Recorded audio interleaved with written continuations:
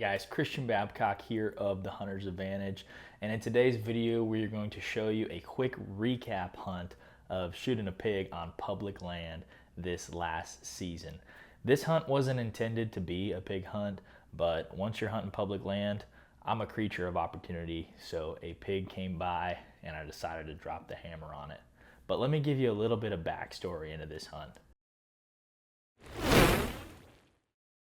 So throughout the summer, Jake, Peyton, and I usually spend anywhere from 1 to 3 weekends scouting in Oklahoma on public land, looking for bucks. Obviously they're velvet bucks in the summer, but we're looking for bucks to target in the fall. And throughout these hunts, we'll spend a lot of time sleeping in the truck. Sadly, we have a very nice canvas wall tent, but it's just way too hot to sleep in that thing in the summer, and hotel rooms in this part of Oklahoma are very few and far between. So the truck with some AC, at least the low idling all night, is kind of like, it's just the way that we have to do it. And we're all fairly young, so it's not a big deal to wake up with a crank in your neck after sleeping in the truck. It's just what we do so we can go out and scout.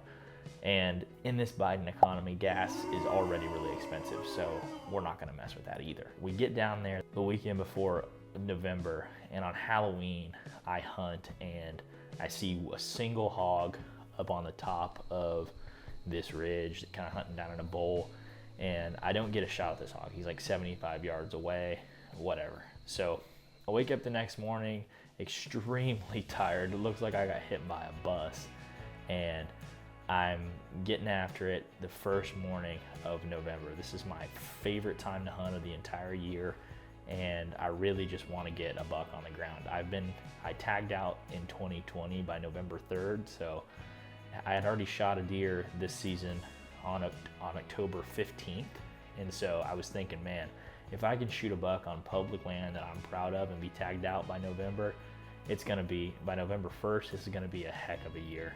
I got up in my tree and I was looking around, doing some glassing. I think I ended up calling a little bit during this hunt too. You know, when the pre-rut is happening and the deer are being vocal, they're making a lot of scrapes, they're fighting, they're making a lot of rubs. I don't mind interacting with calling, but it's not usually something I do. But I did it a little bit this morning, and after I hit this grunt sequence, I was sitting there and I heard, you know, the most magical sound that we hear in the woods, which is but it sounded like multiple things coming. And usually when you got a big buck coming your way, it's one set of foot tracks because it seems like big bucks are loners. But in this instance, it sounded like a freaking herd of cows coming through, and there's no cattle on this piece of public. So I'm like, man, that's crazy.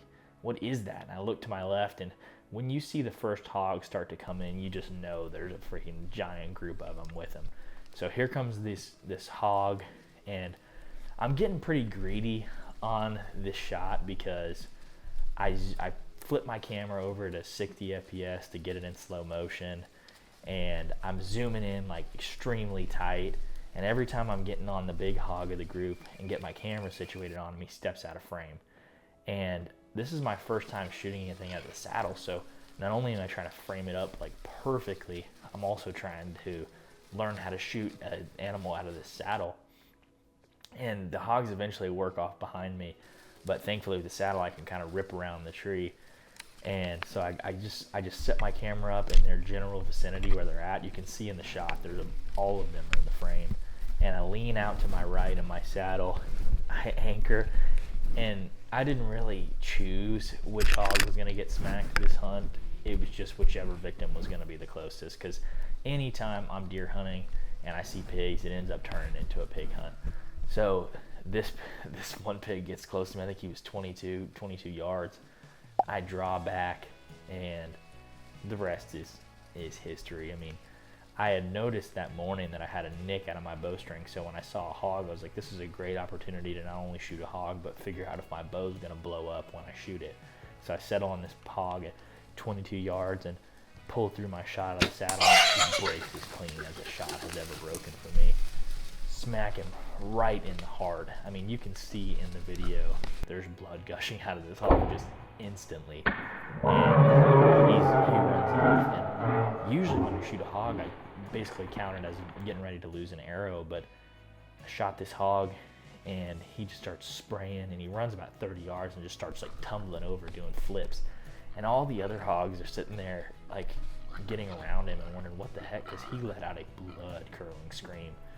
And I'm trying to load up another arrow, and I just can't get it until they end up working off.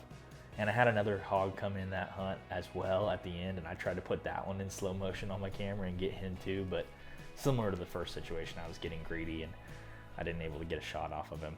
But what's really cool about this hog hunt is it was just the beginning of the same morning where I shot my public land buck this last season.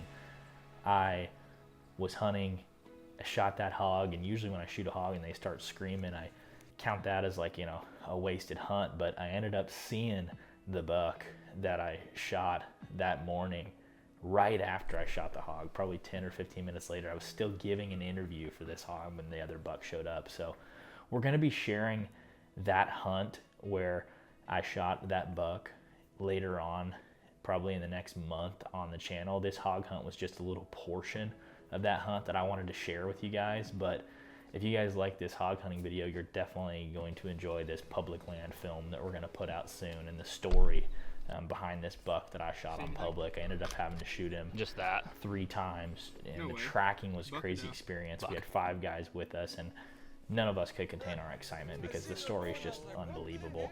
So I'm going to save that hunt for later, but just know that this hog hunt was the beginning of a really cool deer hunting experience for me, and we wanted to share it with our YouTube community. We're obviously growing a ton on YouTube right now, and we want to be putting out consistent content for you guys. Leave us a thumbs up if you guys are hog hunters and you shoot a hog every chance you get. Subscribe to the channel because we got a lot more content coming your way, and we'll catch you guys in the next one.